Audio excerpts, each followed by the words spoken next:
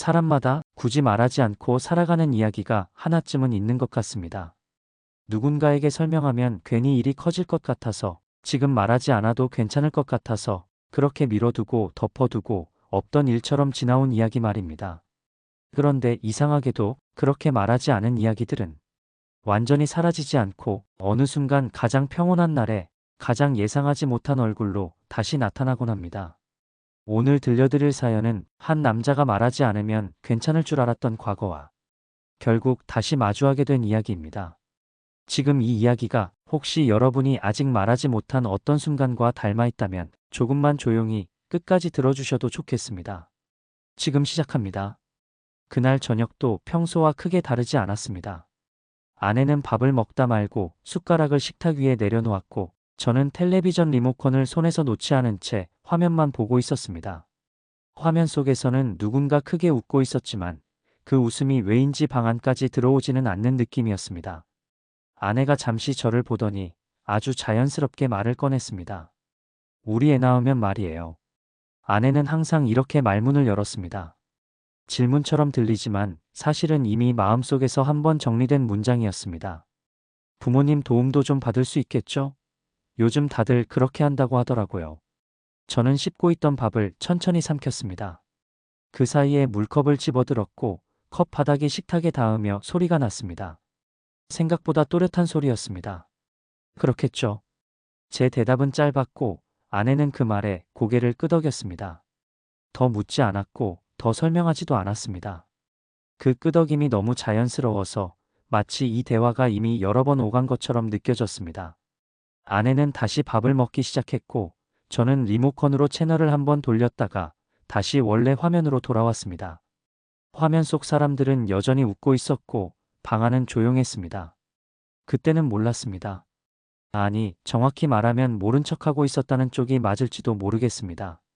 말하지 않아도 되는 이야기라고, 지금 꺼내지 않아도 괜찮은 이야기라고 그렇게 스스로에게 여지를 주고 있었습니다. 결혼식장 입구는 언제나 비슷한 풍경이었습니다.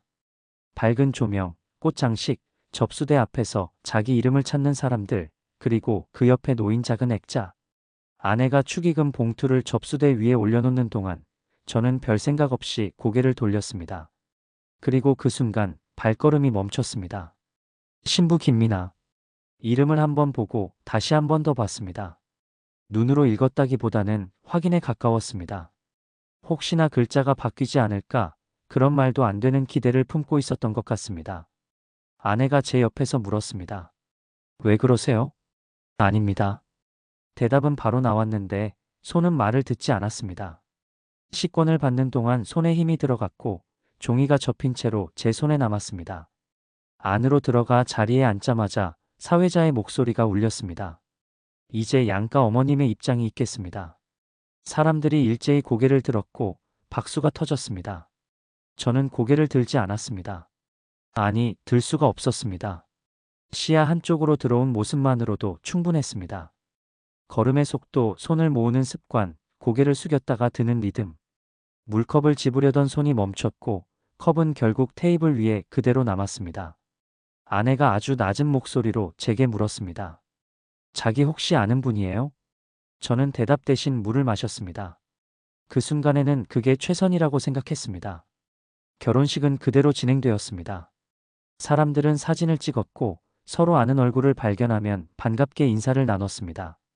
제 옆자리도 금세 채워졌고 접시 위에는 음식이 놓였습니다. 아내 친구가 제 쪽으로 다가왔습니다. 웃는 얼굴이었고 말투도 가벼웠습니다. 근데 오빠, 아까 좀 많이 굳어있던데요? 저는 웃음을 먼저 꺼냈습니다. 아, 요즘 잠을 좀 못 자서요. 그래요? 얼굴이 좀 하얘 보여서요. 일이 좀 많습니다. 그 친구는 아, 그렇구나 하고 고개를 끄덕였습니다. 그리고 더 묻지 않았습니다. 그 대화가 끝나갈 즈음 제 등 뒤에서 누군가 다가오는 기척이 느껴졌습니다. 발걸음 소리가 아주 가까워졌다가 멈췄고 저는 고개를 들지 않은 채로 몸만 조금 굳혔습니다. 아내가 그 방향을 힐끔 보았습니다. 그리고 제 얼굴을 한 번 더 봤습니다. 아주 짧은 순간이었지만 시선이 제 얼굴과 등 뒤를 오갔습니다. 아내는 아무 말도 하지 않았습니다. 누가 왔는지 무슨 이야기를 나눴는지 묻지 않았습니다. 다만 그 이후로 제 쪽을 보는 시선이 이전보다 조금 더 자주 머물렀습니다. 식사를 하다가도 대화를 하다가도 한 번쯤은 꼭 제 얼굴을 확인하듯 바라보았습니다. 그 짧은 대화가 끝난 뒤에도 제 등 뒤에는 여전히 시선이 남아있는 느낌이 들었습니다. 실제로 누가 보고 있었는지는 중요하지 않았습니다. 그저 그 감각이 쉽게 사라지지 않았습니다. 아내는 다시 고개를 돌렸고 저도 아무 일 없다는 듯 웃었습니다. 그때 저는 웃음으로 충분하다고 생각했습니다. 이 정도면 넘어갈 수 있다고, 지금은 괜히 일을 키울 필요가 없다고 그렇게 판단하고 있었습니다. 집으로 돌아오는 차 안은 유난히 조용했습니다. 라디오는 켜지지 않았고 창밖에서는 신호등 소리만 규칙적으로 흘러나왔습니다. 아내가 먼저 입을 열었습니다. 아까 그분 말이에요. 저는 핸들을 잡은 손에 힘을 주었습니다. 우리 쪽으로 오셨잖아요. 네. 진짜 아무 일 아니에요? 말을 하려고 했습니다. 입을 열었고 숨도 들이마셨습니다. 그런데 어떤 말도 바로 이어지지 않았습니다. 그냥 예전에 아는 분입니다. 아내는 잠시 저를 보다가 다시 물었습니다. 아는 분이면 왜 그렇게 놀라셨어요? 그 질문이 끝나자마자 신호등이 바뀌었습니다. 차는 움직였고 저는 대답을 하지 못했습니다. 아내는 더 묻지 않았습니다. 그게 오히려 더 많은 말을 남겼습니다. 그 순간 저는 알고 있었습니다. 지금 이 대화를 넘기면 다음에는 더 어려워질 거라는 걸요. 그런데도 입은 열리지 않았습니다. 집에 도착했을 때 현관불이 자동으로 켜졌습니다. 아내는 신발을 벗으며 조용히 말했습니다. 먼저 씻을게요. 네. 아내는 더 말하지 않았고 저는 더 붙잡지 않았습니다. 욕실 문이 닫히는 소리가 생각보다 또렷하게 들렸습니다. 거실에 혼자 남자 갑자기 집이 넓어 보였습니다. 소파에 앉았다가 다시 일어나 창문을 열었다가 또다시 소파에 앉았습니다. 텔레비전을 켰다가 끄고 채널을 돌리다 멈췄습니다. 리모컨을 내려놓고 나서야 제 손이 조금 떨리고 있다는 걸 알아챘습니다. 손을 무릎 위에 얹고 손바닥을 꾹 눌렀습니다. 지금은 말할 타이밍이 아니다. 그 문장이 머릿속에 떠올랐습니다. 마치 오래전부터 준비해둔 변명처럼 너무 자연스럽게 나왔습니다. 아내가 욕실에서 나오는 소리가 들렸습니다. 수건을 털고 서랍을 여는 소리, 물컵을 꺼내는 소리. 피곤하죠? 아내가 물었습니다. 조금요. 내일 얘기해요, 그럼. 네. 아내는 고개를 끄덕이고 방으로 들어갔습니다. 문이 닫히기 직전 잠깐 멈칫하는 기척이 있었지만 다시 열리지는 않았습니다. 그날 밤 저는 아내보다 한참 늦게 잠들었습니다. 잠들기 전까지 계속 같은 생각을 반복했습니다. 말하지 않아도 되는 이야기라고. 지금 꺼내지 않아도 되는 이야기라고. 그렇게 생각하는 동안 마음이 조금 가라앉는 느낌이 들었습니다. 그 안정감이 오히려 불안했지만 그때는 붙잡고 싶었습니다. 며칠 뒤 건강검진을 받으러 갔습니다. 접수대에서 번호표를 뽑고 안내에 따라 자리에 앉았습니다. 문진표 작성해 주세요. 직원이 종이를 내밀었고 저는 아무 생각 없이 받아들었습니다. 이름, 주민등록번호, 연락처를 적다가 한 칸에서 펜이 멈췄습니다. 보호자 연락처. 칸은 비어 있었고 안내 문구는 친절했습니다. 응급 상황 발생 시 연락 가능한 분. 직원이 다시 말했습니다. 혹시 모를 상황 대비라서요. 그 말이 이유가 되었습니다. 설명은 충분했고 거절할 명분은 없었습니다. 펜을 들어 올렸다가 다시 종이에 닿았습니다. 숫자를 하나씩 적어 내려갔습니다. 아내 번호였습니다. 종이를 제출하자 직원은 아무 일 없다는 듯 웃었습니다. 감사합니다. 네. 자리에서 일어나는데 손에 잉크가 조금 묻어 있었습니다. 손을 닦을 수건이 없어 바지에 문질렀습니다. 그 작은 행동 하나가 이상하게 오래 남았습니다. 그날 저녁 집에서 밥을 먹고 있었습니다. 아내는 국을 한 숟갈 떠먹다가 말고 숟가락을 내려놓았습니다. 병원은 잘 다녀왔어요? 네. 건강검진이니까 문진표 같은 거 썼겠네요. 그렇죠. 아내는 잠시 저를 바라보다가 말을 이어갔습니다. 보호자 연락처는 어떻게 쓰셨어요? 그 질문은 조심스러웠고 목소리도 낮았습니다. 하지만 그만큼 명확했습니다. 저는 숟가락을 내려놓고 물을 마셨습니다. 컵을 내려놓은 뒤에야 대답했습니다. 당신 번호로 썼어요. 아내는 고개를 끄덕였습니다. 그래요. 그 말이 끝이었습니다. 더 묻지 않았고 더 설명하지도 않았습니다. 아내는 다시 밥을 먹었지만 속도가 달라졌습니다. 말도 줄었고 눈을 마주치는 횟수도 줄었습니다. 저는 그 변화를 느끼고도 아무 말도 하지 않았습니다. 괜히 말을 꺼냈다가 더 어색해질까봐 그런 생각을 했습니다. 그날 설거지는 아내가 하지 않았습니다. 아무 말 없이 방으로 들어갔고 문은 조용히 닫혔습니다. 싱크대 앞에 혼자 서서 접시를 닦으며 물소리를 조금 더 크게 틀었습니다. 그 소리에 기대고 싶었던 것 같습니다. 그날 밤 거실에 혼자 앉아 있을 때였습니다. 휴대폰이 진동하며 테이블 위에서 미세하게 움직였습니다. 모르는 번호였습니다. 문자를 열자 짧은 문장이 떠 있었습니다. 결혼식에서 많이 놀랐지? 미안하다. 그 문장을 읽고 화면을 끄지 못한 채 그대로 들고 있었습니다. 그때 아내가 물을 마시러 나오며 제 손을 보았습니다. 누구예요? 광고요. 아내는 고개를 끄덕이지 않았습니다. 그 대신 제 얼굴을 한 번 더 봤습니다. 요즘 광고는 늦게 오네요. 그러게요. 저는 웃으려다 말았습니다.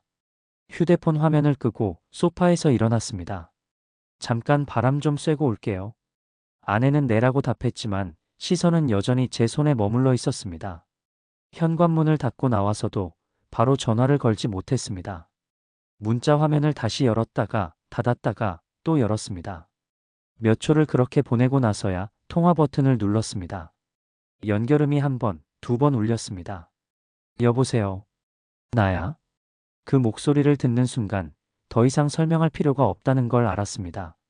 잠깐 얘기 좀 할 수 있을까? 상대가 말했습니다. 네. 그 대답은 생각보다 빨리 나왔습니다. 통화를 끊고 나서야 제 손이 떨리고 있다는 걸 느꼈습니다. 집으로 돌아가는 길에 아내에게 무슨 말을 해야 할지 생각했지만 문장을 끝까지 만들지 못했습니다. 다음 날 아침 아내는 평소처럼 먼저 일어나 있었습니다. 부엌에서는 커피 머신 돌아가는 소리가 났고 식탁 위에는 컵 2개가 놓여 있었습니다. 어제는 늦었어요. 아내가 커피를 따르며 말했습니다. 목소리는 평소와 다르지 않았습니다. 그래서 더 조심해야겠다는 생각이 들었습니다. 네. 잠깐 일이 있어서요. 아내는 컵을 식탁 위에 내려놓고 제 맞은편에 앉았습니다. 잠시 말을 하지 않았습니다. 그 침묵이 길어지자 제가 먼저 말을 붙였습니다. 어제는 예전에 도움받았던 분이었어요. 도움이요? 네. 어릴 때요. 아내는 고개를 끄덕였습니다. 그 끄덕임은 이해라기보다는 더 듣겠다는 표시에 가까웠습니다. 그래서 그렇게 놀라셨던 거예요? 조금요. 조금이면 어느 정도예요? 저는 컵을 들었다가 내려놓았습니다. 손잡이를 잡고 있는 손에 힘이 들어갔습니다. 설명하기엔 좀 애매한 사이예요. 아내는 더 묻지 않았습니다. 대신 커피를 한 모금 마셨습니다. 컵이 입술에서 떨어지는 순간 아내가 말했습니다. 알겠어요. 그 말이 끝이었습니다. 하지만 저는 알고 있었습니다. 이 대화가 끝난 게 아니라 다음 질문을 미뤄둔 것뿐이라는 걸요. 그날 저녁 아내는 소파에 앉아 있었고 저는 맞은편에 앉아 있었습니다. 텔레비전은 켜져 있었지만 소리는 거의 들리지 않았습니다. 아내가 리모컨을 내려놓으며 말했습니다. 우리 얘기 좀 해요. 저는 고개를 끄덕였습니다. 이미 예상하고 있었던 말이었습니다. 어제 말한 그분. 아내가 말을 이었습니다. 계속 이렇게 조금씩만 말하는 건 저한테 너무 어려워요. 지금은 정리가 잘 안 돼서요. 정리가 안 되는 건 이해해요. 아내는 잠시 숨을 고르고 말을 이어갔습니다. 근데 숨기는 건 이해하기 힘들어요. 저는 아무 말도 하지 않았습니다. 아내가 말을 이어갔습니다. 당신이 말 안 하면 저는 계속 추측하게 돼요. 그게 더 무서워요. 그 말이 방 안에 남았습니다. 텔레비전 속 인물이 웃고 있었지만 아무 소리도 들리지 않았습니다. 아내는 마지막으로 이렇게 말했습니다. 이제는 말해줘야 할 것 같아요. 이대로는 저도 못 버텨요. 그 말 뒤에는 질문이 없었습니다. 선택지만 남아 있었습니다. 한참을 아무 말도 하지 못했습니다. 그 사이에 아내는 자세를 바꾸지 않았고 저는 손을 무릎 위에 올려두었습니다. 어릴 때 제가 먼저 말을 꺼냈습니다. 아내는 고개를 끄덕였습니다. 말을 이어도 된다는 신호처럼 보였습니다. 가정 위탁이 있었어요. 그 말을 하고 나니 다음 문장이 쉽게 나오지 않았습니다. 아내는 기다렸습니다. 재촉하지 않았습니다. 그 집에서 어머니라고 불렀던 분이에요. 아내는 눈을 깜빡였습니다. 한 번, 두 번. 그래서 아내가 조심스럽게 물었습니다. 그분이 결혼식에 계셨던 거예요? 네. 그럼 왜 지금까지 말 안 했어요? 저는 대답을 하려다가 멈췄습니다. 그땐 어려서라든가 괜히 걱정시킬까봐 같은 말들이 먼저 떠올랐습니다. 하지만 그 문장들은 모두 지금 이 순간을 넘기기 위한 말처럼 느껴졌습니다. 그래서 그만두었습니다. 말하면 모든 게 달라질 것 같아서요. 아내는 한참 동안 아무 말도 하지 않았습니다. 그 침묵이 길어질수록 저는 더 이상 말을 보태지 않았습니다. 어떻게 할지는 제가 말을 이었습니다. 제가 정하지 않겠습니다. 아내가 저를 보았습니다. 그 시선에는 질문도 판단도 섞여 있지 않았습니다. 당신이 듣고 나서 정해주세요. 그 말을 하고 나서 저는 처음으로 말을 덧붙이지 않았습니다. 설명도 변명도 예측도 하지 않았습니다. 다음 날 아침 식탁 위에는 커피 두 잔이 놓여 있었습니다. 전날과 같은 자리였지만 분위기는 달랐습니다. 아내가 먼저 말을 꺼냈습니다. 그분 다시 만나고 싶으세요? 잘 모르겠어요. 모르겠다는 건. 아내는 말을 멈췄다가 다시 이어갔습니다. 아직 마음 정리가 안 됐다는 거겠죠. 저는 고개를 끄덕였습니다. 아내는 제 휴대폰을 받아들었습니다. 문자 목록을 넘기다가 그 번호를 찾았습니다. 이 번호 맞아요? 네. 아내는 저장 버튼을 눌렀다가 이름 입력칸에서 멈췄습니다. 뭐라고 저장할까요? 잠시 생각했습니다. 그리고 말했습니다. 어머니로요. 아내는 아무 말 없이 입력했습니다. 저장 완료 표시가 뜨고 화면이 꺼졌습니다. 우리는 커피를 마셨습니다. 말은 많지 않았지만 어제와 같은 침묵은 아니었습니다. 이야기는 여기까지입니다. 말하지 않으면 없던 일이 될 거라고 믿었던 순간들, 하지만 결국은 말하지 않았기 때문에 더 오래 남아버린 기억들에 대한 이야기였습니다. 여러분은 어떠신가요? 아직도 지금은 말할 때가 아니야라며 마음속에만 묻어두고 있는 이야기가 있으신가요? 댓글로 여러분의 생각을 남겨주셔도 좋고 그저 조용히 공감만 하고 가셔도 괜찮습니다. 이런 이야기가 마음에 닿으셨다면 구독과 좋아요 그리고 알림 설정을 눌러주시면 앞으로도 비슷한 사연을 계속해서 들려드리겠습니다. 오늘도 이야기 들어주셔서 감사합니다. 다음 사연에서 다시 뵙겠습니다.